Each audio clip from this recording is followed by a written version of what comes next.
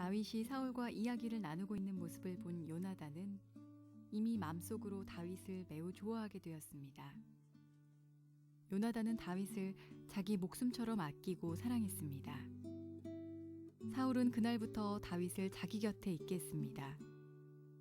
사울은 다윗이 자기 아버지 집으로 돌아가는 것을 허락하지 않았습니다. 요나단은 다윗을 자기 목숨처럼 아끼고 사랑했기 때문에 다윗과 영원한 우정을 약속했습니다. 요나단은 자기 겉옷을 벗어 다윗에게 주었습니다. 또 자기의 갑옷과 칼과 활과 띠까지 모두 주었습니다. 사울은 다윗을 보내어 여러 싸움터에서 싸우게 했는데 다윗은 그때마다 늘 이겼습니다. 그래서 사울은 다윗을 군대를 지휘하는 사령관으로 삼았습니다. 그러자 사울의 부하들과 모든 백성들이 기뻐했습니다.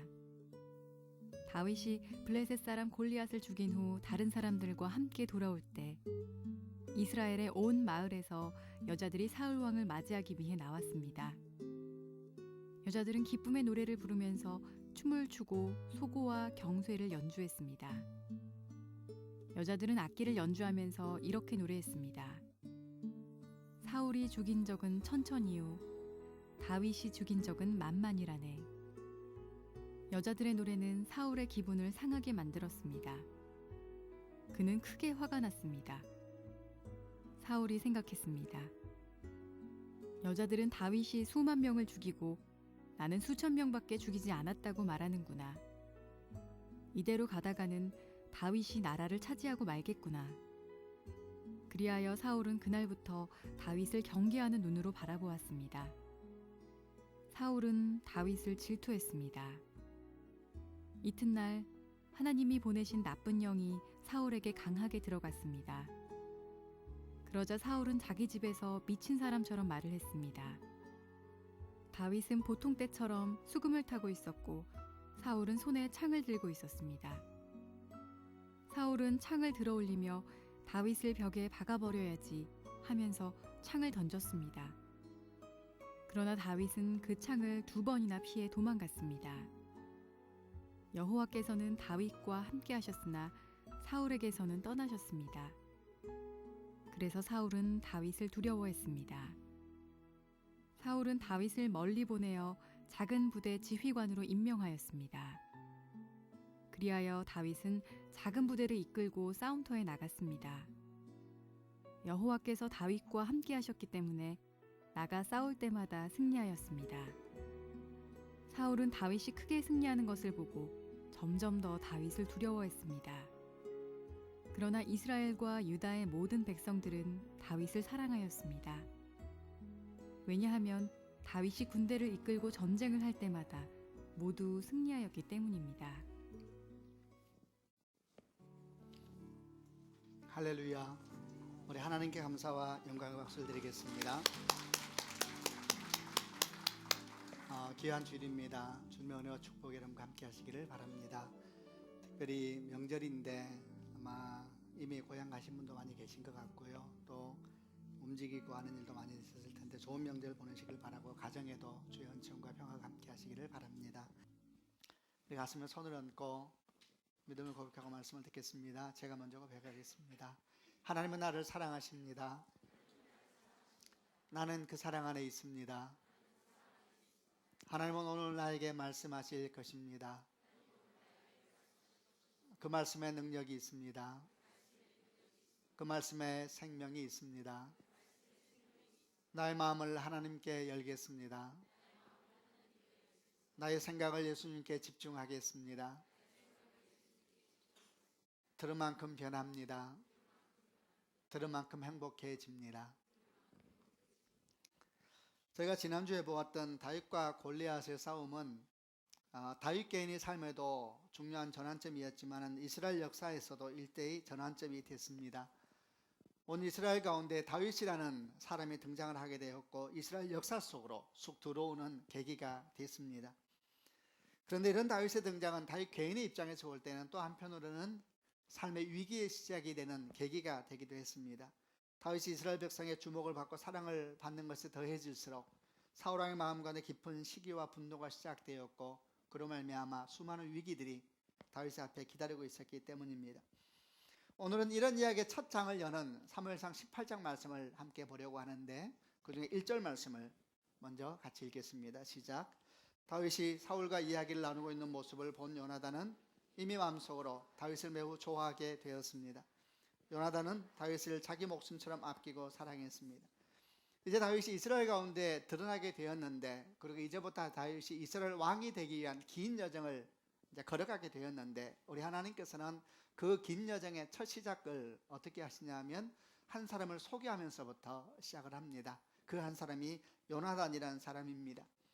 우선 우리가 내용을 보기 전에 그 긴 여정, 그리고 그 중요한 여정을 시작하면서 하나님께서 한 사람에 대한 소개로부터 시작한다는 의미는 분명히 의도가 있으실 겁니다. 앞으로 다윗의 삶에 이 사람 요나단이 얼마나 소중한 사람이 될 것인가에 대해서 보여주는 사인이기도 하고, 또 하나님께서 요나단을 통해서 어떤 일을 하실 것인가에 대해서 우리로 기대하게 하시는 사인이기도 합니다. 결론적으로 말한다면 요나단은 다윗을 향한 하나님의 선물이었습니다. 우선 우리가 오늘 말씀을 구체적으로 들어가기 전에 다윗의 삶에 요나단이 전체적으로 어떤 사람이었는가에 대한 얘기를 개괄적으로 한번 돌아보려고 합니다. 다윗을 생각할 때 다윗의 성장 과정을 지금까지 저희가 한 2, 3주 동안 지나가면서 보았습니다. 다윗은 어떻게 자라났는가? 사실 다윗은 그렇게 건강한 가정에서 성장한 사람은 아니었다 볼 수가 있습니다. 처음 사무엘상 16장에서 처음 다윗이 성경에 등장하는 장면이 나오는데, 그때 하나님께서 사무엘 선지를 베들레헴에 있는 다윗의 아버지 집 이새의 집에 보내서 그 아들 가운데 한 명을 기름 붓게 하셨는데, 사무엘이 베들레헴에 갔었습니다. 그리고 아버지 이새를 만나서 아들들 다 불러 모으라 그래서 이 아버지 이새가 아들들 다 불러 모았는데, 사무엘이 한 명 한 명 지나가는데 하나님께서 말씀을 하지 않으셨습니다. 이새가 부른 아들 다 지나가는데 하나님께서 말씀을 안 하니까 사무엘이 이상하여서 아버지 이새에게 묻습니다. 아들 다 온 겁니까? 그러자 아버지 이새가 아주 잊을 수 없는 말을 한 가지 하지 않았습니까? 막내가 한 명이 있습니다. 광야에서 양을 치고 있습니다. 이렇게 이야기하면서 한 아이가 등장을 하게 되는데, 이때 막내라고 번역되어 있는 표현은 원래 히브리어로 하가톤이라 그랬지요. 이 하가톤이 어떤 뜻인가? 중요한 자리는 오지 않아도 되는 아이. 사실 굉장히 놀라운 장면이고 이해가 되지 않는 장면입니다. 그 당시 사무엘 선지자는 오늘날의 목사하고는 이런 표현을 이해해 주신다면, 목사하고는 격이 다른 사람이었습니다. 하나님의 대언자였고 사무엘 선지자가 오면 하나님이 오는 것처럼 이스라엘 백성은 맞이했었습니다. 그러니까 그때도 마찬가지이지 않았습니까? 사무엘 선지자가 베들레헴에 들어갈 때에 베들레헴 장로들이 두려운 가운데 떨었잖아요. 좋은 일입니까? 안 좋은 일입니까? 너무 무서워했습니다. 하나님처럼 대우받는 하나님의 사자였는데, 사무엘이 와가지고 아들을 다 불러 모으라 이렇게 특별하게 이새에게 부탁했는데도 아들 하나를 부르지 않고, 나중에 하나님 말씀 안 하시니까 물어보니까 하가톤이라고 말하면서 이런 자리에는 안 와도 되는 아이가 있다 이렇게 말하고 있는 거죠. 어떤 느낌이 듭니까? 아마도 아버지 이새에게 다윗은 전혀 기대되지 않는 아들이었던 것 같습니다. 여러분 한번 그 느낌을 생각해 보세요. 아버지가 기대하지 않는 아이, 아버지가 미래에 대해서 별로 소망하지 않는 아이, 그 아이가 여러분 어떻게 건강하게 자랄 수가 있겠습니까? 사무엘상 17장을 보게 되면은 블레셋과의 전쟁에 대한 기사가 지난주에 나오는 본문이 있는데, 그때 다윗의 아버지 이새의 아들 중에 3명이 위에 3명이 전쟁에 나가게 됐습니다. 근데 이때도 참 독특한 일이 하나 생기는데, 이 아버지 이새가 아들 3명이 전쟁터에 나가 있는 것이 조심스럽고 걱정이 되니까 그 안위를 묻기 위해서 사람을 보내는데 누굴 보내냐면 막내 아들 다윗을 보냅니다. 이게 또 이해가 안 돼요. 왜냐하면 위에 형들이 3명이나 있었거든요. 전쟁이 때니까 엘라골장만 위험한 게 아닙니다. 온 나라가 전쟁이 때면 강도도 많아지고 도둑도 많아지는 것이 자명한 이치인데, 그 먼 거리를 막내 아들에게 음식을 주고 치즈를 주면서 형들의 안부를 확인하고 오라 이렇게 보냈으니 아무리 생각해도 이 아버지가 정상인 사람일까 이런 생각까지 들었습니다. 도대체 이 아버지는 막내 아들의 안전에 대해서는 관심이 없나 보다 생각이 들면서 또 드는 생각이죠. 아버지가 보호하지 않는 아들로 자란다는 것, 그런 아들로 자란다는 것은 어떤 느낌일까 생각을 하게 됐습니다. 그것만이 아닙니다. 그럼 성경에 나오는 다윗의 가정에 대해서 나오는 또 하나의 부류가 형제들인데, 형제들은 다윗을 어떻게 대했는가? 다윗이 아버지의 말씀을 따라서 엘라 골짜기에 가서 형들을 찾아가지고 이제 안부를 전하고 있는 중에 갑자기 블레셋 쪽에서 골리앗이 나타나서 막 난리가 일어났지 않습니까? 그 다윗이 그때 골리앗의 존재를 알게 되고 이스라엘 군사들의 골리앗에 대해서 묻기 시작하는 장면이 나왔습니다. 근데 이렇게 묻는 모습을 형들이 본 거예요. 그래서 이 형들이 도대체 이해가 되지 않는 말을 다윗에게 했습니다. 다윗에게 이렇게 말을 합니다. 넌 도대체 여기 왜 왔느냐? 너 전쟁 구경하러 여기 온 거 아니냐? 들에 있는 양떼는 누구에게 맡기고 왔느냐? 넌 너무 교만하고 마음이 완악한 아이다. 이렇게 말을 해요. 이 형들이 정신이 없는 것이 아닐까요? 목숨을 걸고 아버지 명령을 따라서 형들의 안위를 확인해서 왔는데, 그런 막내 동생이 어떻게 이렇게 표현할 수가 있을까요? 우리는 다윗의 성장 과정에 대해서 잘 모릅니다. 그러나 이런 몇 가지 상황을 볼 때 분명히 알 수 있는 것이 있습니다. 그것은 다윗이 건강한 과정에서 성장하지 않았었구나. 최소한 그가 아버지 보호와 기대 또는 형제들이 사랑과 격려 속에서 자라났던 일반적인 아이나 건강한 가정에서 자란 아이는 결코 아니었구나 라는 것을 알게 되죠. 심지어는 이 다윗의 성장 과정에 대해서 연구하는 학자 중에서는 뭐라고 말하는 사람까지 있냐 하면은, 어쩌면 다윗이 첩의 아들이었을지도 모른다 라는 말까지 하는 학자가 생길 정도였습니다. 근데 여러분, 이런 다윗에게 하나님께서 요나단을 붙여주세요. 이게 정말 기가 막힌 하나님의 수위입니다. 여러분, 참고로 요나단과 다윗이 나이가 몇 살 차이 나는지 아시는지요? 최소한 20살 차이가 납니다. 성경을 보게 되면 다윗과 요나단이 반말하듯이 막 번역되어 있는 성경도 있고 하다 보니까 나이가 비슷한지 알아요. 아니에요. 20살, 최소한 20살 차이가 나요. 그러니까 그 당시에 사람들이 결혼하는 연령을 본다든지 이러면은 아버지 뻘 되는 나이라는 거예요. 근데 여러분 생각해 보세요. 다윗의 그 아버지도 다윗을 하가톤이라 부르면서 보호하지 않았었고, 형제들도 그를 놀라울 만큼 존중하지도 환영해 주지도 않았는데, 이 요나단이 그 옆에 서가지고 어떻게 하냐면, 때로는 형제처럼, 때로는 형처럼, 때로는 친구처럼, 때로는 아버지처럼 옆에 있어주는 거예요. 실제로 어디까지 하냐면, 이 요나단이 목숨을 걸고 다윗을 보호해요. 이거는 우정이 아니죠. 부모의 모습이잖아요. 기가 막힌 하나님의 인도하심이, 정말 기가 막힌 하나님의 인도하심입니다. 이런 역사가 다윗과 요나단의 역사가 만남 가운데 있는데, 이 역사의 시작이 오늘 처음 나오는 거예요. 이 첫 시작을 하나님께서 이제 다윗이 걸어가야 될 멀고 험한 길, 약속의 길을 시작하는 첫 소두에 그 요나단을 소개하면서 이야기를 하고 있다는 겁니다. 오늘 저희가 그 첫 만남에 대한 얘기를 한번 먼저 보려고 하는데, 1절부터 4절까지 한 번 더 읽어보려고 합니다. 둘이 첫 만남에 대한 기사인데, 제가 먼저 1절 말씀을 한 번 더 읽겠습니다. 다윗이 사울과 이야기를 나누고 있는 모습을 본 요나단은 이미 마음속으로 다윗을 매우 좋아하게 되었습니다. 요나단은 다윗을 자기 목숨처럼 아끼고 사랑했습니다.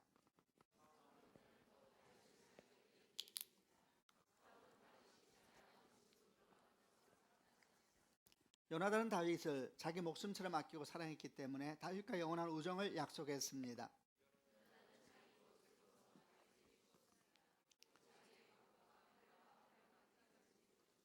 성경 전체에서 처음 요나단과 다윗이 만나는 장면입니다.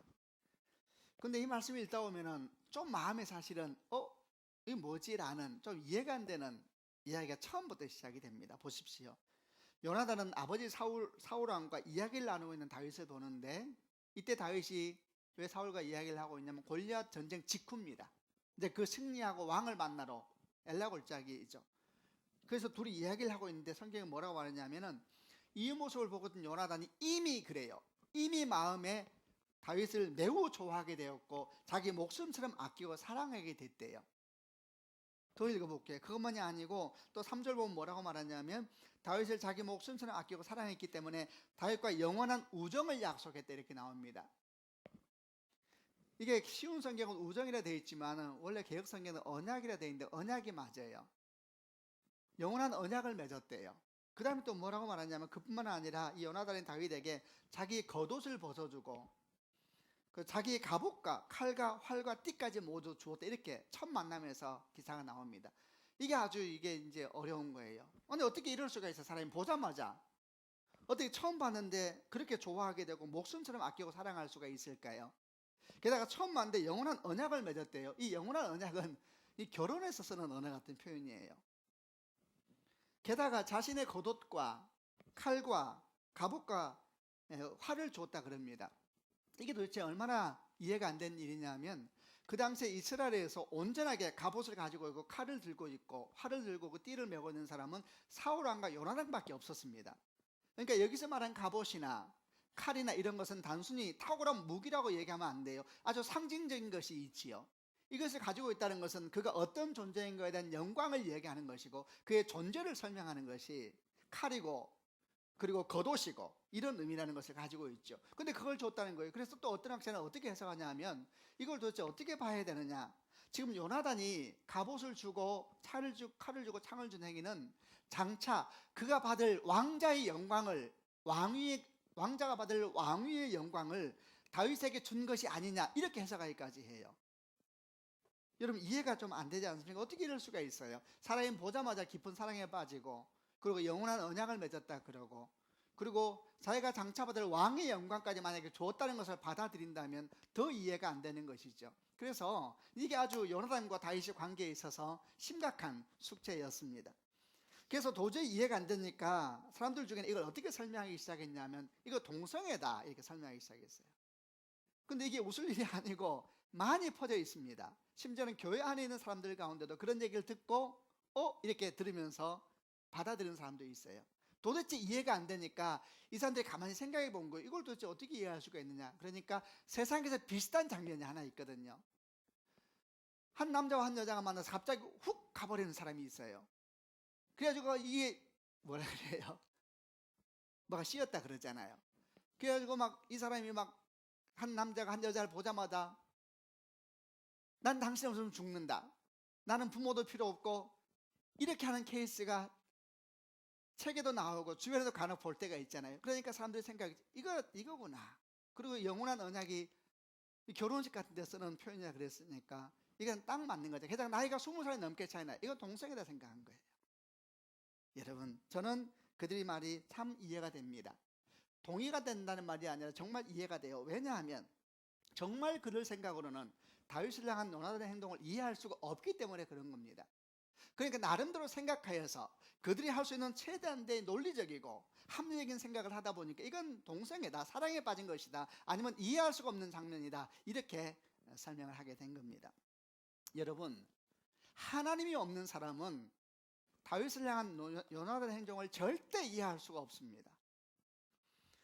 사실 요나단의 행동을 이해하기 위해서는 이 앞뒤 배경을 봐야 되는 것입니다. 지금 이게 어떤 상황 가운데 펼쳐지고 있는 것이냐. 요나단과 다윗이 처음 만난 자리가 어떤 자리입니까? 엘라 골짜기입니다. 엘라 골짜기. 조금 전에 무슨 일이 있었습니까? 블레셋과 이스라엘 전쟁이 있었고 조금 직전에 골리앗과 다윗의 대결이 있었던 바로 그 자리에서 요나단과 다윗이 만나게 된 겁니다. 그럼 여러분 그 전쟁의 자리에 요나단이 있었을까요? 없었을까요? 이 다윗과 골리앗의 전쟁 대결을 기록하고 있는 사무엘상 17장의 아주 퀘스천 중에 하나가 뭐냐면 요나단 이름이 한 번도 안 나온다는 것이 학자들의 질문이에요. 요나단 어디 갔냐는 거예요. 이 상황에서. 근데 뒤에 내용을 보게 되면 요나단이 거기에 있었던 것입니다. 여러분 요나단은 거기에 있었습니다. 근데 이제 그러면 생각해 보세요. 지난 40일 동안 어떤 일이 있었습니까? 기가 막힌 일이 있었죠. 40일 동안 블레셋에서 골리앗이 나와서 얼마나 이스라엘의 하나님을 모욕하였습니까? 또 하나님의 군대라고 하는 이스라엘 군사들을 모욕했습니까? 과거의 고대의 전쟁은 왕들의 전쟁이었습니다. 그래서 이 모욕이 상대방 군사를 모욕하는 것이 아니고 군사의 신을 모욕했어요. 신들의 전쟁이라고 받아들였거든요. 그러니까 성경에 나온 그대로 하나님을 모욕하는 거예요. 골리앗이 나와 40일 동안 하나님을 그야말로 한없이 모독하고 하나님의 군대인 이스라엘 백성을 한없이 멸시한 일들이 40일 동안 반복됐습니다. 그때 이스라엘 백성은 어떻게 행동했습니까? 군사들은 두려움과 공포 속에 도망가기 바빴죠. 여러분 그 무리 가운데 요나단도 있었다라는 겁니다. 우리는 깜짝 놀라게 되고 질문하게 되죠. 아니 그게 무슨 말인가? 요나단 하나님의 사람이 아닌가? 여러분 하나님의 사람이죠 요나단이. 근데 어떻게 하나님의 사람인 요나단이 모든 이스라엘 백성과 똑같이 행동을 할 수 있는가? 이렇게 질문을 할 수가 있죠. 여러분 맞습니다. 요나단은 하나님의 사람이요 신실한 사람이었습니다. 그럼에도 불구하고 그때 요나단은 다른 이스라엘 군사들과 똑같이 행동을 하고 있었습니다. 왜 그런지 아세요? 왜냐하면 그때 엘라 골짜기에는 아주 이상한 공동체 영성이 임하고 있었거든요. 이 건강하지 못한 공동체 영성이 엘라 골짜기에 있는 사울 왕과 이스라엘 군사와 그 가운데 요나단을 함께 둘러싸고 있었고, 요나단도 그 영성에서 자유롭지를 못한 상태였습니다. 그는 분명 하나님의 사람이었기 신실한 사람이었지만 사울 왕에서부터 비롯된 건강하지 못한 영성, 그 영성에서 자유롭지 못했기 때문에 하나님을 사랑하면서도 하나님 이름이 땅에 떨어지는 현상을 보면서도 능력이 없었고 그걸 뚫고 나갈 힘도 없었던 것입니다. 엘라 골짜기를 덮고 있는 악한 영들, 거짓된 공동체 영이 뭔가, 그게 사울 왕이 준 거예요. 사울 왕. 여러분, 골리앗은 용사가 아니었습니다. 사무엘상 17장 보면 골리앗이 용사라 그러는데 용사라고 아니에요. 용사라고 이름 붙여준 사람이 누구냐면 사울 왕이 이름 붙였어요. 저 사람 용사라고. 그는 용사가 아니고 원래 바람잡이에요. 바람잡이. 원래 골리앗은 이름의 뜻이 뭐냐면 둘 사이에서 왔다 갔다 하면서 싸움을 부추기는 사람이라는 뜻입니다.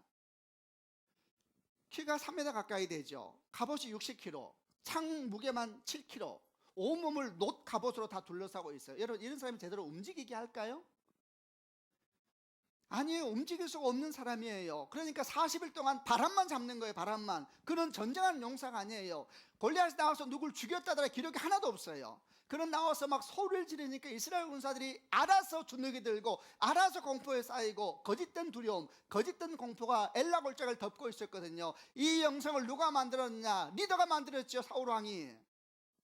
사울왕이 골리앗을 용사라고 명명하면서 이스라엘 군대는 다 눌려버린 거예요. 그 공동체 영성에 엘라 골짜기를 덮고 있으니까 여러분, 요나단도 그 영성에서 자유로울 수가 없는 것입니다. 그는 하나님을 사랑하는 사람이었고 골리앗이 하나님의 군대를 모여갈 때 말할 수 없는 슬픔과 분노가 일어났지만 그 공동체 영성을 뚫고 일어날 만한 힘과 용기가 없었다라는 겁니다. 여러분, 그런데 그런 상황 속에서 다윗이 등장을 한 거예요. 그리고 요나단은 이 모든 것을 보기 시작합니다. 그는 사울왕 가장 가까이 있는 아들이었거든요. 이 다윗이 와가지고 처음 아버지 사울왕을 만나서 한 얘기를 다 들었겠지요. 곰의 발톱과 사자의 발톱에서 나를 구하신 하나님께서는 저 할례 받지 못한 블레셋 군사의 손에서 나를 구원하실 것입니다. 그거 다 들었을 거예요. 아버지 사울왕이 왕의 갑옷을 주고 왕의 투구를 주고 왕의 칼을 주고 주었을 때 그걸 써보더니 다 벗어버리고 나에게 맞지 않습니다 라고 선포하면서 돌멩이 5개 구하여서 물매에 넣어가는 다윗 모습을 다 본 거에 뒤에서, 그리고 다윗이 외치는 소리도 들었겠죠. 너는 칼과 창과 단창으로 내게 오지만 나는 만군의 여호와 이름 곧 네가 모욕한 이스라엘 군대 하나님의 이름으로 내게 가노라. 여호와의 구원하심이 칼과 창에 있지 않으면 이 무리로 알게 하리라. 여러분, 이 무리가 뭐예요? 블레셋 사람만 말하는 게 아니에요. 이 무리들 하나님의 군대라고 하면서 하나님의 사람이라고 하면서 하나님 이름이 땅에 떨어져도 숨기만 하고 하나님 이름이 땅에 떨어져도 자기만 안전만 구하고 있는 이스라엘 군사들에게 말하는 것이죠. 전쟁이 칼과 창에 있지 않으면 이 무리로 알게 하리라. 그리고 뛰쳐나가서 물매에 돌멩이를 넣어서 던질 때 그 돌멩이가 골리앗의 머리 한가운데 부딪힐 때 한순간에 쓰러져 버리는 이 모든 장면을 요나단을 눈을 뜨고 보고 있었던 것입니다. 여러분 생각해 보세요. 이런 장면을 보고 있을 때에 이 모든 걸 볼 때 요나단의 마음이 어땠을 것 같으세요? 가슴이 터져버릴 것 같았겠죠. 가슴이 터져버릴 것 같았겠죠. 여러분, 요나단에게 있어서 다윗과 골리앗 싸움에 있어서 결과는 단순한 다윗의 승리의 문제가 아니었습니다. 요나단을 덮고 있었던 거짓된 공동체 영성이 깨어지는 사건이었고, 요나단을 덮고 있었던 잘못된 두려움과 공포의 영이 떠나가는 사건이었고, 지난 40일 동안 있었던 그런 모욕과 절망과 아픔과 눈물이 환희와 감격과 승리로 바뀌어버리는 사건이었죠. 요나단의 마음을 생각해야 되는 겁니다. 요나단은 이 모습을 보면서 가슴이 아마 터져버릴 것 같았을 거예요. 보이는 거예요. 그때부터 묶여 있었던 공동체 영성을 뚫고 나아갈 힘이 다윗이 오므로 말미암아 그에게 눈에 보이는 것이죠. 여러분, 요나단은 거기서 새로워질 수밖에 없었던 겁니다. 생각해 보십시오. 이런 요나단에게 다윗은 어떤 의미겠습니까? 단순히 멋진 아이가 아니에요. 이런 요나단에게 다윗은 어떤 의미이나 살아계신 하나님의 사인이지요. 주님 살아계시군요. 주님 역사하시는군요. 지금도 이스라엘 백성을 구원하시는군요. 요나단에게 다윗은 하나님의 임재의 사인이었던 거예요. 아멘이죠. 여러분, 요나단이 다윗을 사랑하는 것은 하나님을 사랑한 거예요. 요나단이 다윗에게 헌신한 것은 하나님에게 헌신하는 거예요. 왜? 요나단은 다윗에게서 하나님을 보았거든요. 아멘이죠. 왜 아멘 소리가 그렇게 작으세요?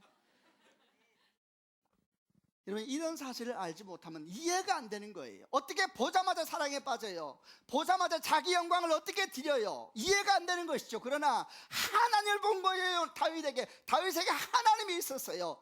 요나단은 하나님을 본 거예요. 하나님을. 영원한 언약을 맺죠. 이 언약은 하나님과 아브라함이 맺었던 그 언약이에요. 영원한 언약을 맺죠. 하나님이 보였거든요. 마태복음 5장을 보면 이런 말씀이 나옵니다. 마음이 청결한 자는 복이 있나니 그가 하나님을 볼 것이다. 왕자의 영광도 기꺼이 내려올 정도로 마음이 청결한 사람이 요나단이었거든요. 그러니까 다윗이 보니까 하나님이 보이는 거죠. 여러분, 그 뒤에 요나단은 완전히 바뀌어 버리잖아요. 어디까지 가느냐? 다윗을 보호하기 위해서 목숨을 내놓습니다. 이건 여러분 설명할 수가 없는 것입니다. 하나님을 향한 헌신이고 하나님을 향한 사랑이고 하나님을 향한 내어드림이죠. 아멘이죠. 여러분, 하나님이 바로 그런 분이십니다. 그러면 결국 우리는 이렇게 알게 되죠. 여러분, 요나단은 다윗에게 참으로 선물 같은 하나님의 은총이죠. 그러나 동시에 다윗도 요나단에게 참으로 하나님의 큰 선물이었던 것입니다. 아멘이죠. 다윗 때문에 요나단은 엉킨 공동체 영생이 끊어져 버리게 되었고 보이기 시작하는 거예요. 거짓 영성이었구나, 거짓 두려움이었구나, 거짓 공포였구나. 그런데 내가 거기에 갇혀서 보지 못하였는데 하나님의 사람이 오니까 보이는 것이죠. 여러분, 누군가에게 여러분이 다윗 같은 사람이 되는 축복이 있기를 바랍니다. 여러분 때문에 누군가가 보이는 거예요. 느껴지는 거예요. 하나님이. 아멘이죠. 여러분, 동시에 요나단도 다윗에게 하나님의 큰 선물이었죠. 아버지에 대한 상처가 얼마나 많았겠어요. 형제에 대한 아픔이 얼마나 컸겠어요. 근데 아버지 뻘된 사람이 형이요, 친구요, 아버지로 오는 거예요. 그리고 목숨 걸고 다윗을 보호해 주는 거예요. 할렐루야. 하나님의 선물이죠. 여러분, 이런 축복이 여러분에게 있기를, 저에게 있기를 주님의 이름으로 축원합니다. 우리에게 요나단 같은 영적인 동력자를 허락하여 주옵소서. 여러분, 근데 기억할 것이 있습니다. 어떻게 해야 되는가? 신실한 자에게 신실한 자를 붙이십니다. 아멘이죠. 여러분, 다윗에게 요나단을 붙이고 요나단에게 다윗을 붙이는 겁니다. 똑같은 걸 보아도 사울왕은 못 봤죠. 모르죠, 그게 뭔지도. 그는 신실하지 않거든요. 하나님의 영이 없거든요. 똑같이 봤어요. 똑같이 엘라 골짜기에 있었지만은 하나님을 본 사람이 있고 하나님을 못 본 사람이 있는 것이죠. 그러므로 사랑하는 성도 여러분, 신실한 사람이 되시기를 바랍니다. 그럴 때 하나님께서 신실한 자를 붙여주실 것이고 그 또한 신실한 자로 주 앞에 서 있는 사람으로서 여러분을 만나는 복이 있을 것입니다. 아멘. 자, 이렇게 다윗과 요나단을 처음 만나게 되고 사울왕이 그 가운데 있고 사울도 다윗을 만났으니까 사울왕의 마음이 어떨까요? 너무 좋죠. 얼마나 좋겠어요. 사울왕에겐 다윗이 너무나 고마운 존재이고 너무너무 기쁜 존재죠. 그래서 어떻게 하냐? 집에 안 보내요. 내 옆에 있어라. 채찍근을 삼죠. 그리고 가는 곳마다 다윗을 같이 데리고 다녀요. 다윗이 지혜롭게 행동했다 그래요, 성경에는. 그 말 뭐냐? 항상 사울왕을 정말 충성하고 순종하고 지혜롭게 행동하고 가는 곳마다 전쟁을 해 승리하고 그 영광을 다 사울왕에게 갖다 드리고, 그러니까 사울왕이 너무 좋아하고 백성들도 사랑하고, 성경은 또 뭐라고 기록하냐면 사울왕의 신하들도 합당히 여겼대요. 너무 좋은 그림이었죠. 그런데 한 사건이 생깁니다.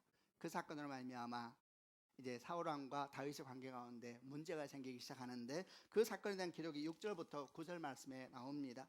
제가 6절을 읽겠습니다. 다윗이 블레셋 사람 골리앗을 죽인 후 다른 사람들과 함께 돌아올 때 이스라엘의 온 마을에서 여자들이 사울왕을 맞이하기 위해 나왔습니다. 여자들은 기쁨의 노래를 부르면서 춤을 추고 소고와 경세를 연주했습니다.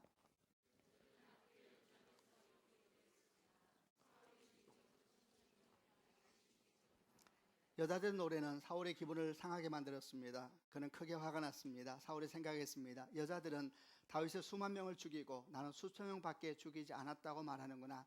이대로 가다가는 다윗이 나라를 차지하고 말겠구나.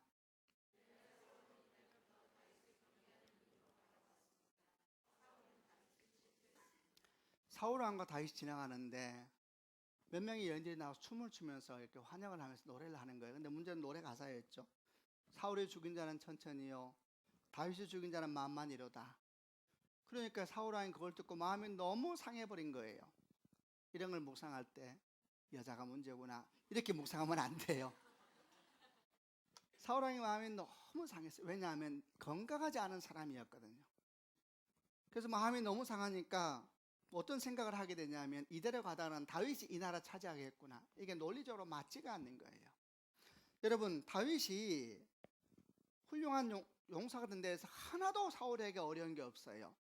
오히려 그가 탁월한 용사 한 명을 두게 되었으니 그에게 영광이 되는 것이고, 아무래도 그는 신하였을 뿐이고 얼마나 신실한 사람이었는지 몰라요. 게다가 아들 요나단과 형제처럼 지내니 이제 요나단이 왕이 되면 얼마나 더 좋은 날이 오겠어요.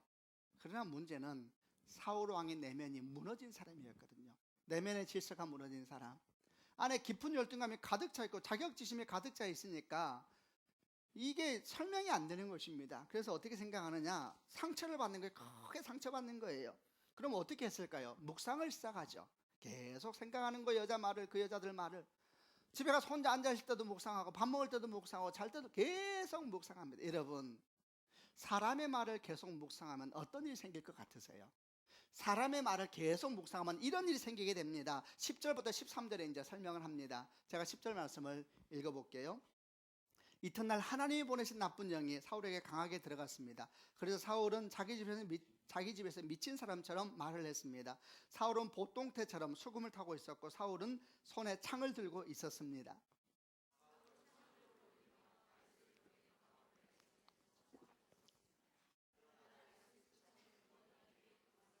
여호와께서는 다윗과 함께 하셨으나 사울에게서는 떠나셨습니다. 그래서 사울은 다윗을 두려워했습니다.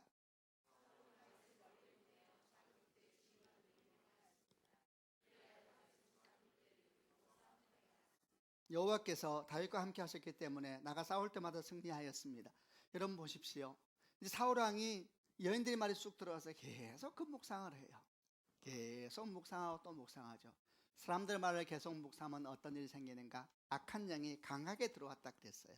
아주 재미있는 표현이고 주목할 만하죠. 여러분, 그러자 어떤 일이 생겼는가? 그가 미친 사람처럼 혼자 말을 합니다. 그리고 옆에 수금을 타는 다윗을 죽이겠다고 창을 던지는데 다윗이 두 번이나 그 창을 피해요. 여러분, 이런 흐름 속에서 우리가 놓치지 말아야 될 교훈이 있습니다. 그것은 악한 영은 어떻게 역사를 하는가라는 겁니다. 여러분, 악한 영도 생각이 있습니다. 성령도 생각하시지요. 악한 영도 생각이 있어요. 악한 영도 자기가 일할 때 아무 데서나 일하지 않아요. 자기가 일할 만한 옥토를 찾아다녀요. 자기가 일할 때 열매 맺혀질 만한 마음밭을 찾아다닌다는 겁니다. 그런 최고 환경 중에 하나가 뭐냐 하면, 사람의 말에 사로잡혀서 혼자 묵상하고 혼자 아파하고 혼자 절망하는 사람의 마음에 있는 밭, 그 밭이야말로 악한 영이 너무너무 좋아하는 밭이시오. 그래서 그 밭을 만나게 되면 악한 영은 기뻐하면서 거기에 강하게 역사한다 그랬어요. 그가 기뻐하는 거예요. 그리고 들어가서 그 마음밭에 씨를 뿌리는 거예요. 그는 알고 있어요. 왜? 이런 마음밭에 씨 뿌리면 100% 역사한다. 어떤 역사? 악한 역사가 일어나게 되는 것이죠. 그래서 열매가 맺히는 거예요. 어떤 열매? 혼잣말을 하기 시작하고 분노하기 시작하고 죽이겠다 그러고 건강하지 못한 일들이 막 그에게 생기기 시작하는 것입니다. 누가복음 11장 24절에 아주 재미있는 말씀이 하나 나옵니다. 이런 말씀이 있습니다. 더러운 영이 어떤 사람에게서 나와서 쉴 곳을 찾아 물이 없는 곳을 헤매고 다녔다 이래요. 더러운 영이 사람에게 나와서 쉴 곳을 찾아서 물이 없는 곳을 찾아다녔대요. 여러분, 악한 영은 물이 없는 곳을 찾아다닙니다. 그런데 여러분, 사도행전을 보게 되면 사도 바울이 빌립보에서 복음을 전하기 위해서 빌립보에 처음 갔을 때에 그가 처음 빌립보에 도착해서 어디로 처음 가냐면 강가로 갑니다. 왜? 강가에는 유대인들이 기도처가 있었거든요. 세례를 줄 수가 있기 때문에 강가에 기도처를 만들었어요. 보십시오 여러분, 악한 영은 물이 없는 곳을 찾아다니고 하나님의 사람은 물이 있는 곳을 찾아다니는 것입니다. 우선 아멘 하시기를 바랍니다.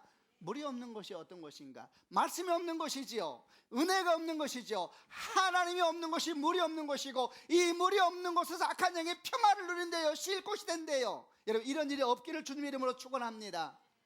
이렇게 물이 없으니까, 말씀이 없고 은혜가 없고 하나님이 없으니까 뭐가 있느냐? 사람들이 말이 가득 차 있는 거예요. 사람들이 말이 춤을 추고, 사람들이 말이 거기서 막 일을 해요. 사람들의 말, 사람들의 가치관이 왕이에요. 거기에서는 사울 왕의 마음이 지금 그런 상태입니다. 메마른 광야 같아요. 말이 말해서 묵상이 되는 거예요. 여인들의 말이, 사람들이 말이 묵상이 되면 사단의 역사가 일어나는 것입니다. 이건 이상한 논리가 아니에요. 우리 마음이 주의 말씀을 가득 찬 생수강이 되는 축복이 있기를 바랍니다. 성경은 분명히 말합니다. 성령의 역사하면 생수강이 터질 것이라 그랬어요. 말씀이 가득 차 있고 은혜가 있어야 돼요. 여러분, 은혜를 가벼이 여기지 않는 축복이 있기를 바랍니다. 말씀을 가벼이 여기지 않는 축복이 있기를 바랍니다. 이렇게 말씀이 역사하면 우리도 모르는 사이 내면에 생수강이 흐르는 것이고, 사단이 불편하게 여겨요. 안 가려고 그래요. 불편하니까, 신경 쓰여서. 어떤 마음이 돼야 하겠습니까? 아무쪼록 주께서 우리에게 은총을 더하여 주시사 주의 생수가 가득 찬 마음이 되는 축복이 있기를 바랍니다. 메마른 광야와 같으니까 사울 왕은 점점 더 심해지기 시작합니다. 어떻게 됩니까? 이제 그는 사람들이 말을 묵상하고 분노함을 넘어서 죽이려 하는데, 이제 구체적으로 막 그 다음 내용들이 나와요. 어떻게 하느냐? 우선 창을 던지니까 피하지요. 그러니까 그 다음에 어떻게 하느냐? 군대를 조금만 주어서 위험한 데를 보내요. 적의 손에 죽게 하려고 작은 부대를 주어서 위험한 곳에 보냈다 그래요. 그것만이 아니에요. 가만히 보니까 사울 왕의 딸 미갈이 다윗을 좋아하거든요. 딸을 이용하기로 결정해요. 저걸 이용해야 되겠다. 사람이 어디까지 악해질 수 있을까요? 그것만이 아니에요. 블레셋 사람을 이용해서 다윗을 죽여야 될 국리까지 해요. 계속되는 악한 계획들을 그 마음 가운데 계속해서 일하고 있는 겁니다. 그런데 여러분, 이런 사울의 모든 악한 행동 와중에 다윗을 주목하게 되면 참으로 그는 충성됩니다. 도대체 어떻게 이럴 수가 있을까? 사울이 정신없는 모습으로 자신의 창을 들 때 그가 피하잖아요. 여러분, 그런데 다윗은 어떻게 생각했냐면 사울 왕이 정말 자기를 죽이려 한다고 생각을 안 했습니다. 그는 사울이 일부러 작은 부대의 지휘관을 삼아서 먼 곳에 위험한 데서 보내면 가서 충성되게 싸웠습니다. 그리고 승리하여서 그 승리의 영광을 또 사울 왕에게 바쳤습니다. 딸 미갈과 결혼시켜 주겠다면서 그걸 이용해서 뭐라고 얘기하냐면, 블레셋 사람 표피 100개를 가져오라 그랬어요. 100명 죽여서 표피 벗겨오라는 이야기죠. 그러자 그런 나가서 목숨 걸고 싸우고 200개의 표피를 가지고 또 사울 왕에게 바칩니다. 심지어는 어떤 모습까지 있냐면, 사울 왕이 딸을 주겠다 그러니까 자신같이 부족한 사람이 왕의 사위가 되는 것이 합당치 않다고 막 너무너무 미안하면서 너무너무 고마워해요. 여러분, 저는 이런 다윗의 행동을 보면서 이런 생각이 들었어요. 이 사람 바보 아니야? 이 사람 진짜 눈치 못 챘을까? 사울 왕이 자기를 죽이려 한다는 것을. 아니, 어떻게 그럴 수가 있을까? 반복된 악한 의도는 표시가 나게 돼 있고, 눈빛도 다르고, 옆에 사람들은 수군거렸을 건데, 어떻게 다윗은 이렇게, 여러분, 다윗은 진짜 눈치를 못 챕니다.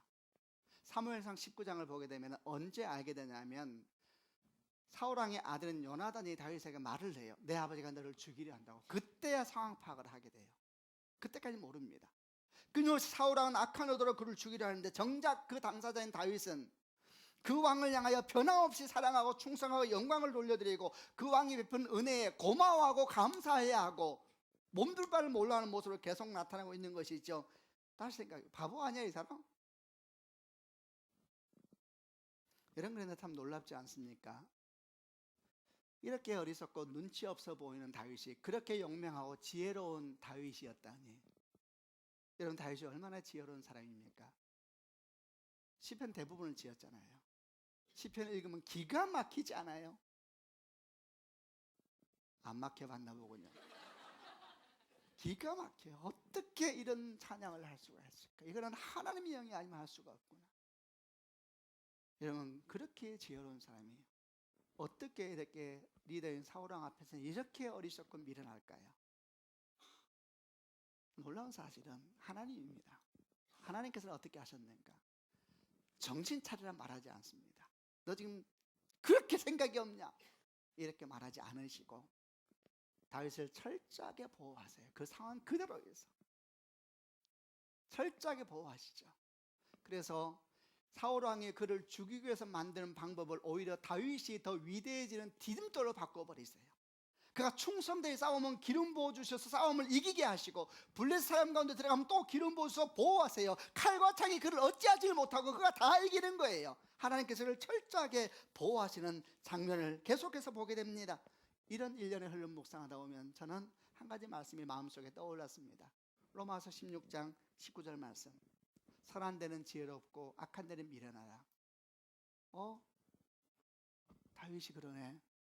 로마서 16장 19절 20절 이런 말씀이 나와요. 너희의 순종함이 모든 사람에게 들리는구나. 그러므로 내가 너로 말미암아 기뻐한다. 너가 선한 데는 지혜롭고 악한 데는 미련하기를 원한다. 평강의 하나님께서 속히 사단을 너희 발 아래에서 상하게 하실 것이다. 아멘이죠. 성도 여러분, 다윗은 정말 선한 데는 지혜로운 사람이었습니다. 리더를 향한 순종, 이스라엘 향한 사랑, 헌신, 그는 참으로 지혜롭고 용사였지 않습니까? 그러나 그는 다른 사람을 의심하는 일에서는 너무 미련합니다.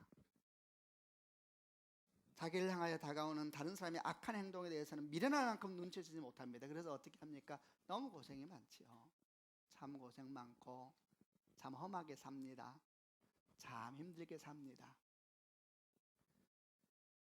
위험한 곳으로 가서 전쟁을 해야 됐었고, 블레 사람과에서 목숨을 잃을 위험도 있었을 것이고, 자기 딸까지 이용하는 악한 사울 왕에게 진정으로 감사하는 어리석은 모습까지 보여줍니다. 여러분, 너무 미련 곰탱이지요. 근데 자꾸 이런 묵상을 하면 할수록 마음 가는 묘한 느낌이 들지 않아요? 왜 하나님께서 이런 다윗에게 역사하실까? 이러면서 저는 이런 묵상으로 결국 들어가게 됐습니다. 왜 오늘날 우리에게는 다윗 같은 역사가 안 일어날까? 혹시 우리가 너무 똑똑해져 버린 것은 아닐까? 여러분, 우리는 너무 똑똑해지지 않았나요? 그래서 언제부터인가 우리는 손해볼 일이나 힘든 일을 즉시 분별합니다.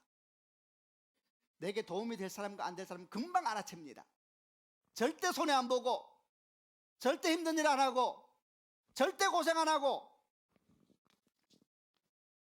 근데 이렇게 우리가 많이 똑똑해지는 사이에 참 이상하게도 우리 신앙 가운데 헌신이라든지 사랑이라든지 희생이라는 말은 더 이상 아름답거나 본받고 싶은 말이 되지 않고, 좀 더 합리적이고 좀 더 생산적이고 좀 더 효율적인 그런 언어를 또 소중하게 여기게 됐습니다. 우리도 모르는 사이에 섬길 만한 사람만 섬기려고 하고, 사랑받을 만한 자격 있는가를 판단해서 그런 사람만 사랑하려고 하고, 리더에 대해서도 내가 저 사람 존중할 만한가 따져서 그래서 그럴 만하면 존중하려고 하고, 우리는 너무 똑똑해져서 언제부턴가 우리 신앙은 세상 사람들이 가지고 있는 가치관과 조금도 차이가 없는, 아니 그보다 더하면 더한 가치관으로 바뀌어버렸는지 모릅니다. 다윗을 자꾸 생각할 때 마음속에 자꾸 떠올랐습니다. 참 미련하고 눈치 없는 다윗이 그립다. 희생하고 수고하면서도 감사하다 그러고, 열매도 없는 거 섬기면서도 기뻐하고, 자기 시간과 자기 재정을 나누면서 고맙다 그러고, 그는 정말 선한 데는 지혜롭고 악한 데는 미련한 사람이 아니었을까. 그리고 계속 떠올랐습니다. 하나님은 뭐 하시는가? 열심히 뛰시죠. 그런 다윗을 위해서 열심히 뛰세요. 하나님께서 열심히 뛰세요. 그 다윗을 위해서 열심히 뛰세요. 열심히 뛰세요. 하나님께서. 그리고 말씀하시죠. 내 마음에 합한 자다. 내가 그를 통해서 내 뜻을 다 이루게 하리다. 사랑하는 성도 여러분, 다윗이 그립지 않습니까? 너무 계산적이 되어버린 우리, 너무 똑똑해진 우리가 그게 과연 복일까요? 그냥 하나님께서 우리에게 조금만 미련함을 주셔도 괜찮다는 생각이 듭니다. 아멘이죠. 자기 시간 다 내고 돈 다 들여서 일하면서도 고맙다고 말할 수 있으면 그 하나님께서 하시는 거 아닌가요? 아멘이죠. 말씀을 마무리하면서 축복합니다. 여러분이 누군가에게 다윗 같은 인생이 되는 축복이 있기를 바랍니다. 아멘. 여러분이 누군가에게 요나단 같은 인생이 되는 축복이 있기를 바랍니다. 마지막으로 조금만 어리석은 사람이 됩시다. 다윗처럼. 조금 수고하고 조금 애쓰고 조금 더 헌신하고 너무 계산하지 말고 하나님께서 열심히 일하실 거예요. 그런 축복이 여러분 가운데 있기를 주님의 이름으로 축원합니다. 아멘. 기도하십시다.